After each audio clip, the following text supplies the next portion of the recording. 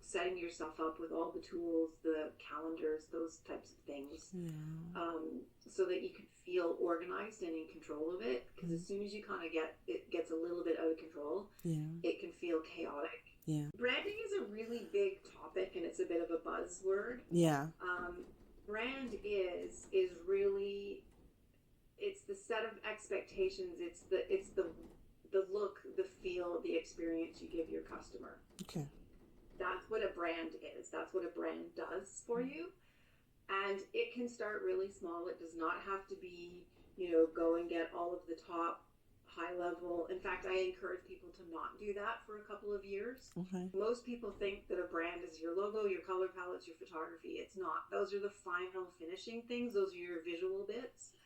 But your brand is really the strategy of who you serve, the interaction, like the experience you want them to have. How do you want them to feel when they've worked with you, when they've laughed? Do they feel satisfied?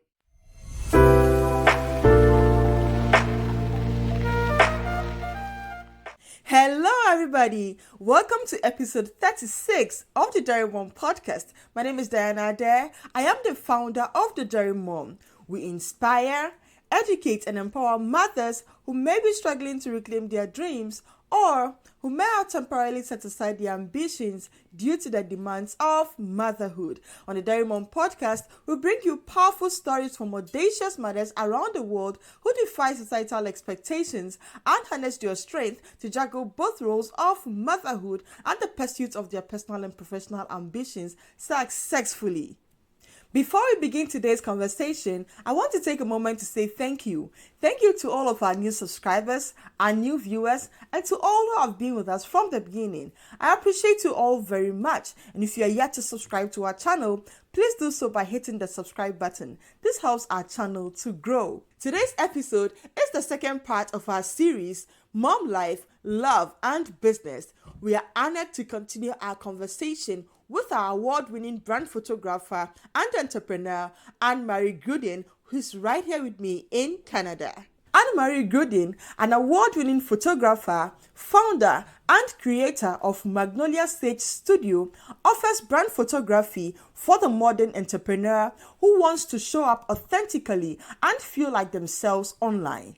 With her talent and expertise in branding, she helps entrepreneurs strategically build their visual brand story through one-on-one personal brand photo sessions for all the visual tools she creates for her clients at Magnolia Sage Studio. Whether you work with Annemarie personally or grab her stock photos, you will walk away with visual content that feels like you, so you can care less about how you look online and go back to doing what you love. Her ultimate goal is to create images as bespoke as the entrepreneurs in them so they can build a business and brand that inspires and thrives. She's also a mother and a wife. If you're ready for today's conversation, grab your pens and notebooks and join me as I speak to our special guest.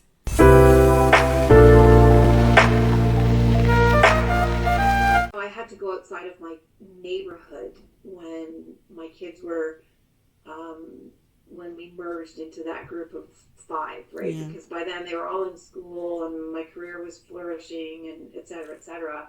So I think at that point I needed more me. Like that was another really important boundary that I learned along the way, is that I had to nurture myself, because if I didn't do that, I had nothing left to give.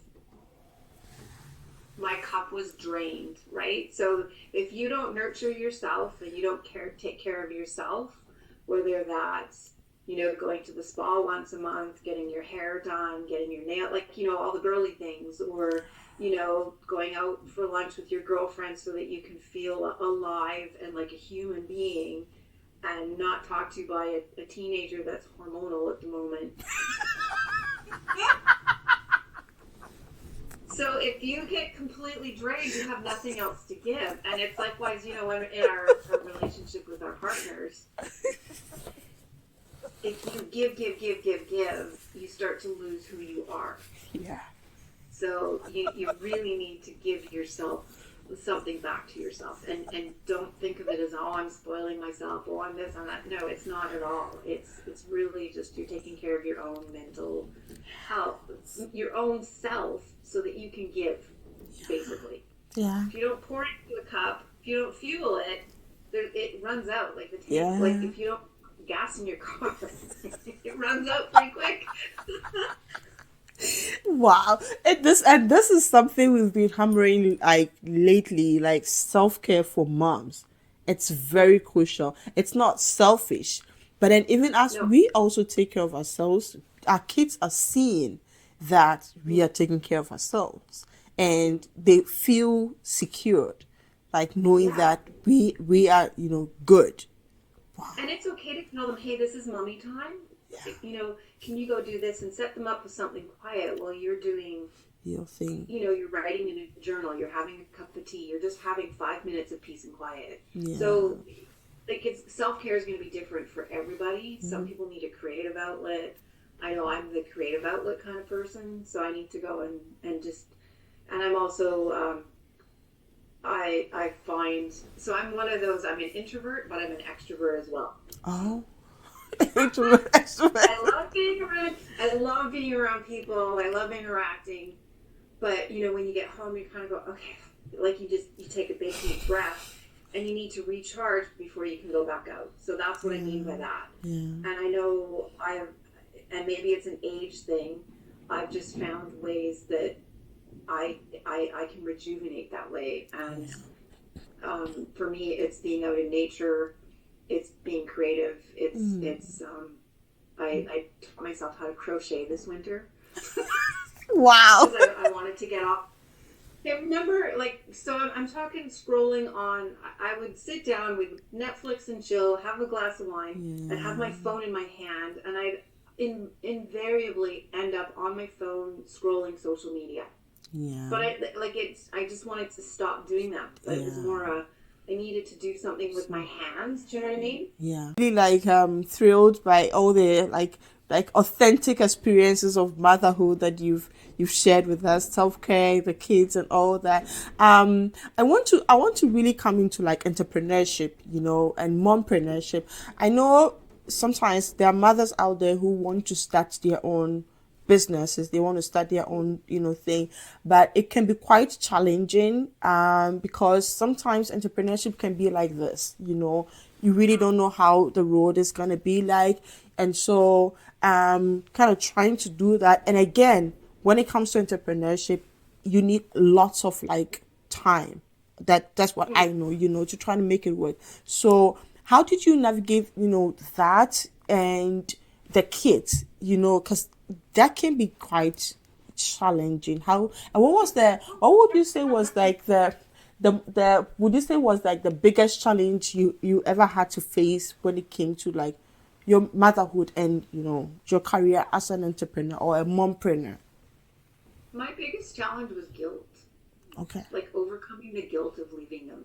And there was periods in their early years where I felt guilty over leaving them with someone else in their care, and guilt but then I had to kind of turn around and go, no. If I had a 9-to-5 job, it would be the same thing, right? So if you treat your solopreneur or your entrepreneurship, your new business, like you would a 9-to-5 job, and take that direction or that mindset, you're going to overcome those things. Okay. And also just time management. Time management was huge. So, setting yourself up with all the tools, the calendars, those types of things, so that you can feel organized and in control of it. Because as soon as you kind of gets a little bit out of control, it can feel chaotic. Yeah. In terms of, did you want me to talk about branding and all of that kind of stuff? Yeah. I was gonna come to I was gonna come to that after this one, but we can just jump into to that. Yeah. And branding is a really big topic, and it's a bit of a buzzword. Yeah. Brand is really, it's the set of expectations. It's the look, the feel, the experience you give your customer. Okay. That's what a brand is. That's what a brand does for you.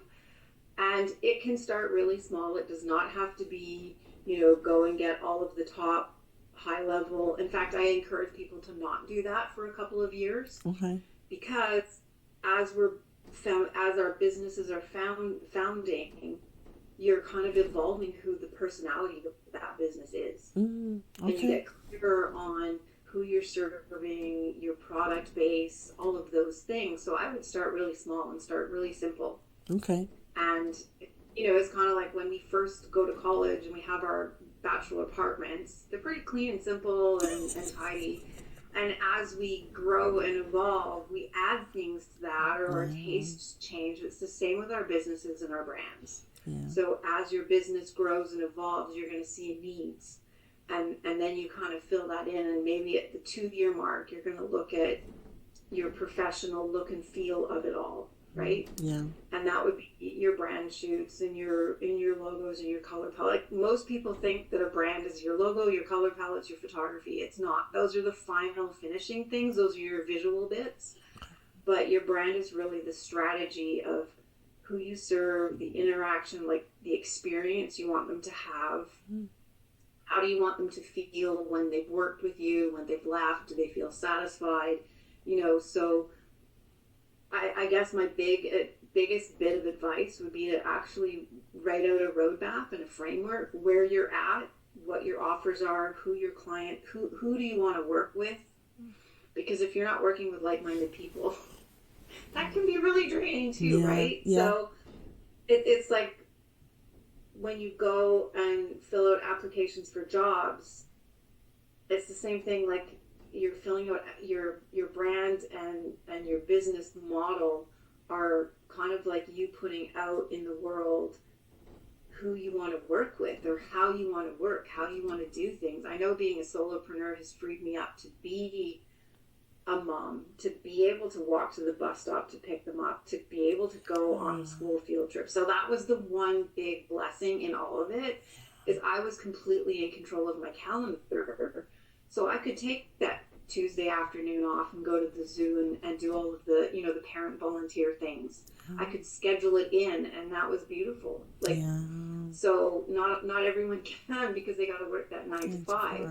Yeah. So there's ebbs and flows, and I never go grocery shopping on Saturdays. So like it's wow. Well, so it's really about scheduling your own time, and then kind of trying to know where what fits in and all that. And I think I want to say thank you for touching on like what branding really is about, so that if there's anybody out there listening and they are starting a business and they want to really understand what this whole branding thing is, they can and I want you to also shed some light on personal branding for mothers, right? So aside from setting up your own business or being an entrepreneur and trying to brand that, what about, let's say you're a mother, you're also like a 9 to 5 woman, but you want to project yourself out there, like in terms of your branding. What's your expert advice on how we can carry ourselves out there in terms of our branding? So are you talking as an entrepreneur or just a personal brand? Like a personal brand, as a personal brand, especially for moms. Okay, so personal brand, like as an influencer and showing up online in our social media feeds, I would honestly show up as the person who you are. Be honest, be kind, be, the words that we use are, they're influence. Like, no matter whether they're positive, negative, good, bad, neutral, whatever, they're influence. Because people read them and they interpret them how they want it. Okay. So if just read your content twice. Did you really want to say that? You know what I mean? Yeah. And if not, then put it on pause and think about it a little bit. I've always been an entrepreneur, so I've not really had to think of it as me an influencer. But when I show up online, I am who I am. Yeah. And so just being yourself, being true to yourself. Yeah. And the same thing comes to when you build your personal brand as a business. As a business. Be like, there's just things that you're inherently drawn to as a person, and tap into that. And the more organic and natural you can be about yourself, the more you're going to attract those like-minded kind of conversations. Yeah. And you know, don't try to be someone you're not. Right. In the same in business. Like, you know, I'm not a big agency. I'm just me, but I like it that way. I like it. To me, it's manageable. I don't try to be something I'm not. I've had studios, not had studios, big business, and I don't like managing people. Oh, yeah. I just like me, myself, and I, and organizing. But don't get me wrong, I do organize big shoots where a lot of people are involved and there's a lot of moving parts, and those are fun. But not every day of the week. Yeah. Maybe once a month. So it boils down to being yourself and being your authentic self, and putting yourself through projecting yourself through your brand. That's really what it is, right? Okay. Yeah. I want us to wrap up the conversation. Is there any general advice you would want to give mothers out there, especially mothers who are entrepreneurs, out there in terms of parenting? Because you're like you said, you're an empty nester, so you have you have all the experience. So for those who are just coming up, those with younger children, those with teenage children, who are wanting to push through their own businesses, what's your general advice for all of them? My general advice would be true to yourself. Okay. Be kind, be calm, take a big deep breath, because stuff happens. There's always something, and if you dive into everything reactionary, you're never going to get very far. But if you can take a step back and you can roadmap a plan, so that you can navigate that plan most of the time, but then you're okay for a few bumps in the road as you go. But also when you do that, you're setting other people's expectations of who and what you are and what you're going to do. Yeah. Right? So setting up those boundaries and those expectations, and it's okay to give your kids boundaries too. Because they'll take every inch of you if they can. So. Boundaries for the kids. Sorry. Yeah, boundaries for the kids. So yeah, setting boundaries for your kids and your loved ones and whatnot, so that you do have the time to do everything that you feel you need to do. Because entrepreneurship, you're wearing all the hats. Yeah. And hire when you have a need. Don't do it just because you think you need to do it. Don't do it because somebody else is doing it. Do it when you need to solve a problem. Yeah. Wow, this is beautiful. Annemarie, where can we find you? Somebody needs photography, somebody needs design, branding, everything. Where can we find you? It's really simple. It's AnnemareGruden.com. Actually, in the last 5 years, I've created a bit of a digital product line as well to help entrepreneurs. And that's now global. So I have clients in Australia, New Zealand, South Africa, England, Europe, the States, and It's really cool. Wow. Yeah, and so it's not just because of my design, and I show up in podcasts and summits and I talk about branding, and I have Magnolia Sage Studio, that's my umbrella for all my digital products and all of my standalone stuff like that. Yeah. And stock photography, design templates, blah, blah, blah. And that has been a really fun journey too. It was my creative COVID journey, and I'm sticking with it and building on it. Wow. Yeah, it's been a lot of fun. Wow. So that's the other thing. Sometimes you keep doing the same old. It gets kind of boring. Yeah. So don't be afraid to spice things up every now and again. Yeah. And diversify, try and bring new things in. Yeah.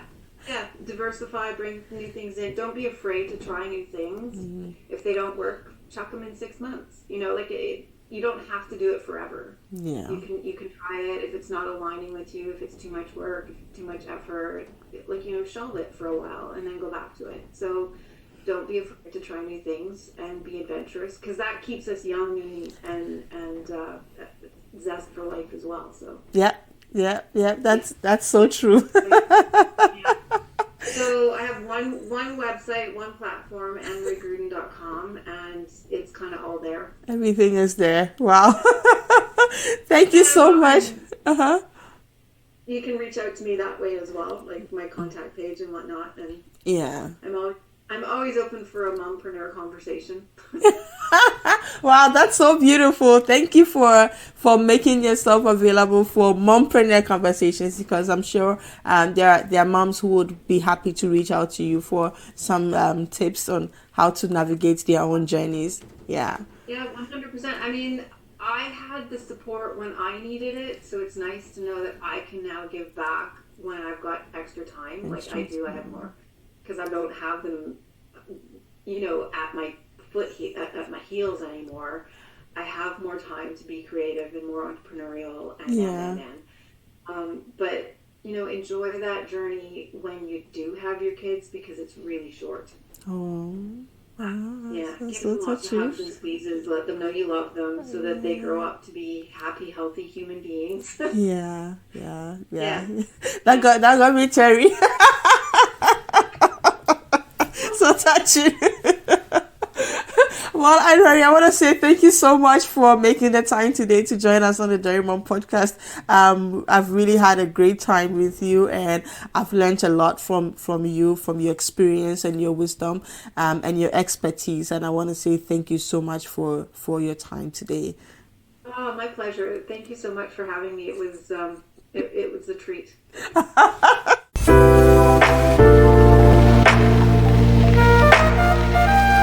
Wow, what a powerful conclusion to our series, Mom Life, Love and Business. The biggest key lesson in this particular episode is that if you want to build a business and brand, authenticity is key. Take note of that.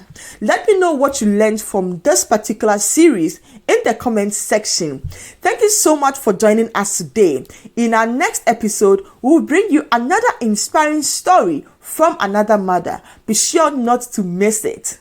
We want to thank you for joining us today. If you want to follow Annemarie, you can visit her website at annemarieguden.com. You can also find her on social media platforms such as LinkedIn, Facebook, and Instagram at Annemarie Gruden. You'll find the links to her pages in the description of this video. If you want to follow the Dairy Mom, you can find us on LinkedIn, Instagram, TikTok, Facebook at the Dairy Mom. On Instagram, you find us at @the Dairy Mom. You can also visit our website at thedairymom.com, where you can find our blog and read more stories. Thank you so much for joining us today. And as I wrap up, my question to you is, what is your hashtag, the Dairy Mom story? Join me and let's do this together. My name is Diana Adair, and I am the Dairy Mom.